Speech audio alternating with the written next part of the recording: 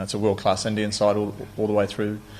And probably the biggest thing about this Indian side and how well I've played over the last few years, they've always had world-class batters and the odd world-class bowler, but I think their seam attack has been fantastic for a long period of time, and the way we play them and the way they bowl is going to have a big influence on the series, I'm sure.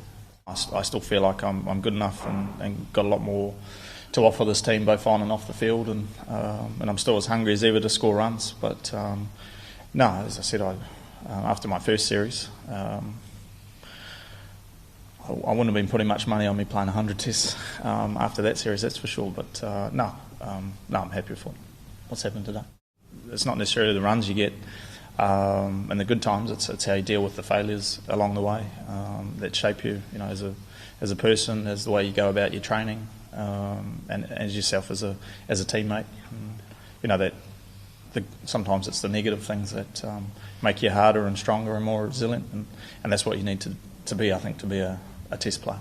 There is a lot of players around the world who do give up a format or to prolong their career, and I guess that's nice for me. I've always loved playing all three, but some players, I think it's the best thing for me is to play all three formats, and to have played the 2020s, even though they weren't successful, it was nice to see the Indian bowlers leading into the one-day series, where if you just played two formats, it wouldn't have been easy. Whether I've scored those runs or not, I'm not sure. But I guess in the day and age where players do give up a format, it's nice to be the first. But at the same time, I do think there is room for a lot more players, and I'm sure there's probably the two captains who are out there will probably be right up on the list, I'm sure.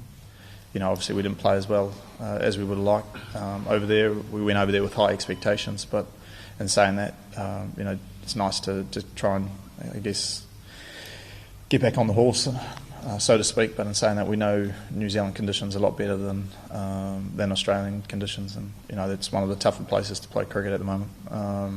And I think we know these conditions more a bit against a world-class side in itself, but no, I think we'll definitely put up a better showing than we did in Australia.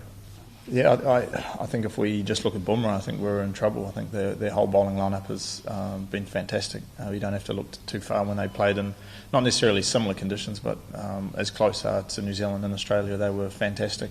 Obviously, Sharma coming back brings a new dynamic to their team, and they've got a world-class batting lineup as well that we have to get through. But they're the number one team in the world for a reason, and we know we have to be on our game to be successful against them.